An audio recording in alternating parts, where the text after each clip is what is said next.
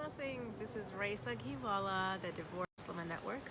It's been quite a bit since I hopped on and just talked to you live and answered some questions live on video like this.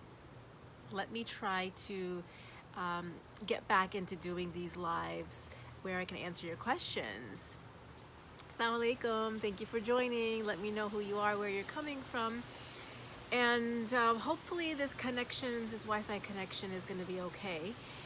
And let me get started. So some of the questions that I've been receiving, and I have them here on my computer, so I'm just going to read them out.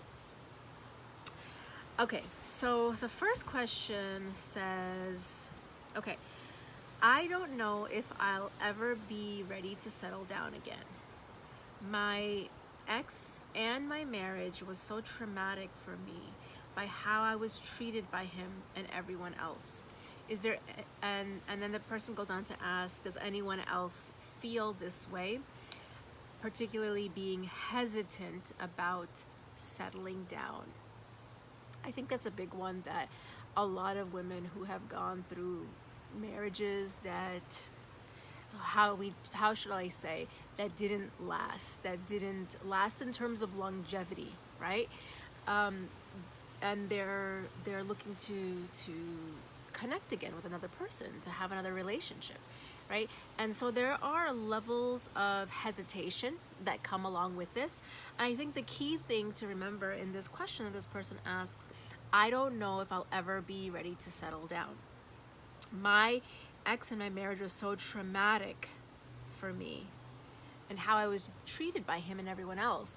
I think right then and there, the doubts and the fears, I can tell by, I don't know if I'll ever be able to settle down again. That means that you're not really clear on what it is that you want and why.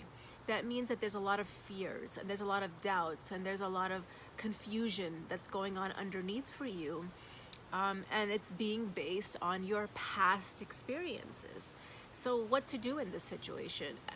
The first thing is, how you're going to know if you're ready to settle down or if you're ready to get into another relationship is asking yourself, why? Why do you want to get into other relationships?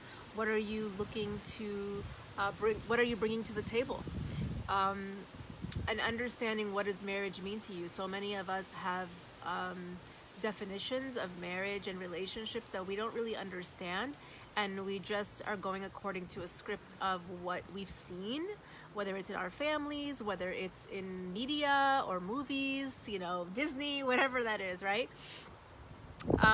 So what this requires is really going deeper into yourself, and it requires a journey of healing, especially if you've been through traumatic experiences in your marriage and how you were treated by your ex and how you were treated by people around you. If that is still with you, then you're likely to attract more of the same, in hopes of not having the same thing play out again. And that is where the healing comes in. The healing comes in. You will know when you are, when you can see and recognize and step into your whole, healthy, unique individual self.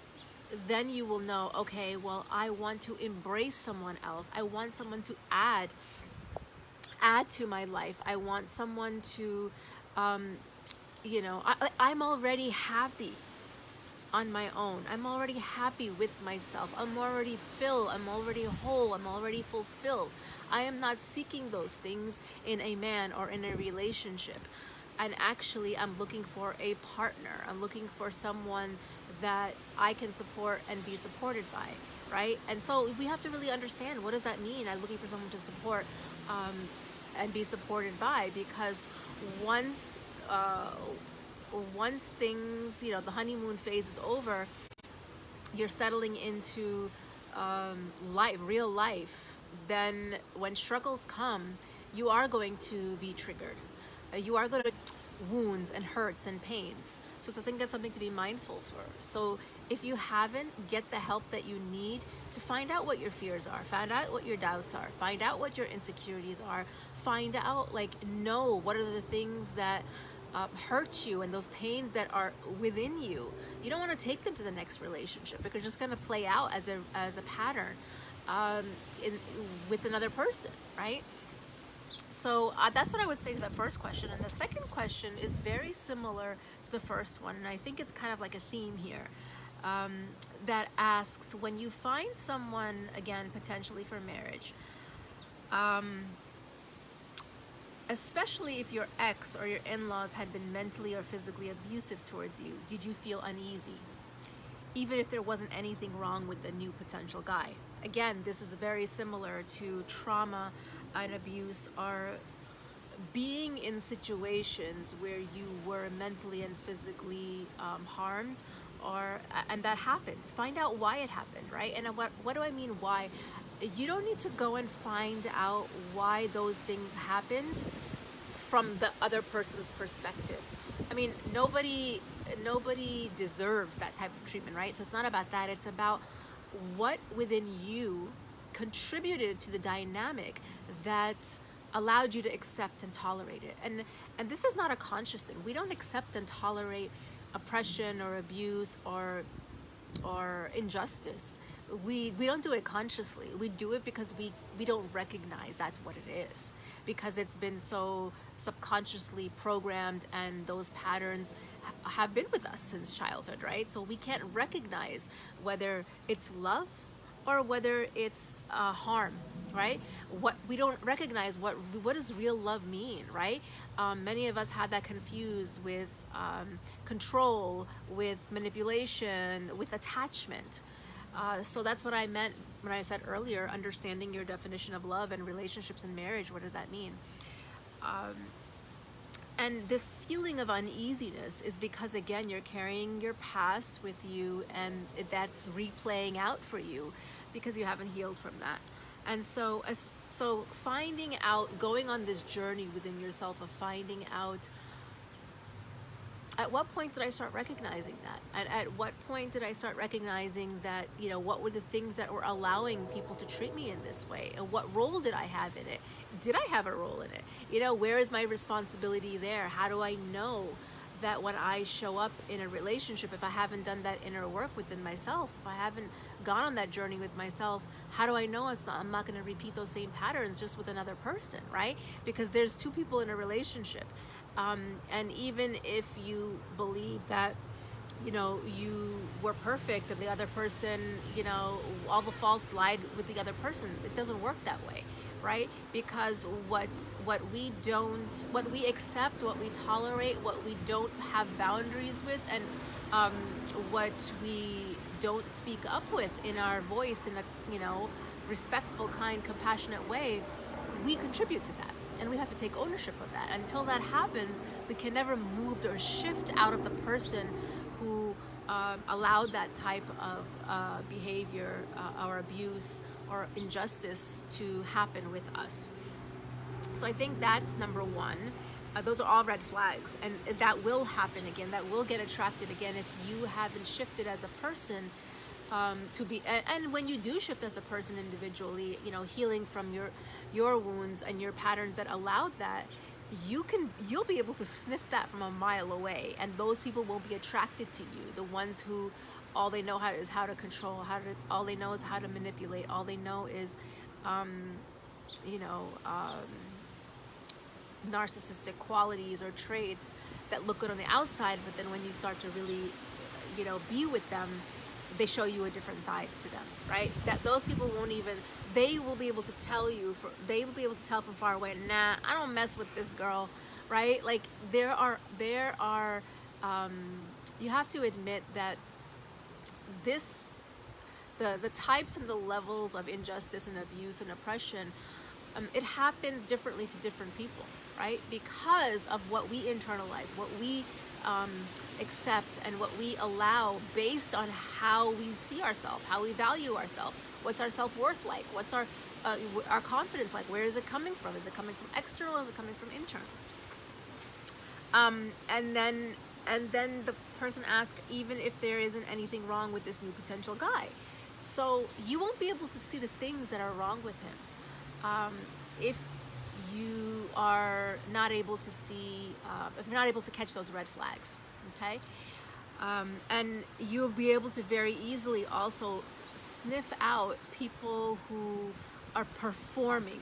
What do I mean by performing? I mean, like, if they are not true, if they're not authentic, if they don't feel real, if something feels off. And I don't mean like with feelings, I mean like intuitively. If it smells off, if your gut instinct is telling you it's off, being able to trust yourself. A lot of people that have gone through hurt and pain in relationships don't know how to trust themselves. They doubt themselves. They don't know how to trust their intuition, right? And that they get confused between intuition and feelings. They're completely two different things. We don't do things just because we feel like it. We don't act on feelings. We act on truth, and we act on wisdom, and we trust our inner wisdom and our judgment and our intuition. And in order to do that, you have to be connected with yourself. You have to know yourself through your relationship with your creator in order to get back to that fitra. So in extending this question, the same person also asked, what do you think is an ideal time to wait before tying a nikkah when looking again? How long did you wait? Would you wait? And I think that it's great to ask these type of questions to see what other people are saying and they're doing. However, know that there's not going to be someone else's answer is your answer. We are never going to find our answers with someone else's experience. It's not, I think there's a place for reading and knowing what humans do, how humans think, not what humans think, right? Because each of us is a unique individual, having our own thoughts, having our own feelings, having our own experience, and processing life very differently.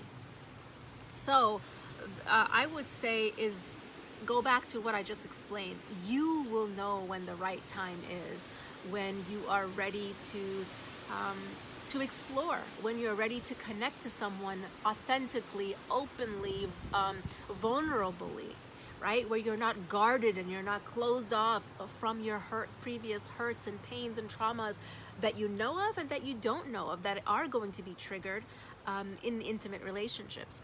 So that is when, and be able to trust yourself. Okay, I feel good and I've done my due diligence and I feel like I'm in a place, again, I'm talking about intuitively, not, oh, I feel like I'm lonely, so I'm going to get into a relationship. I'm feeling lonely, or I feel like this is good and this is not good. You guys know the difference between like that gut instinct that a lot of times our mind overrides. Nah, that would not be possible. Nah, that wouldn't really happen, right? Like overriding our intuition. So there's no right or wrong answer, whether it's 1 month or whether it's 10 months or whether it's I was gonna say 10 years, but that is definitely, there's obviously there's fears of commitment infiltrated in that if we're talking about 10 years here.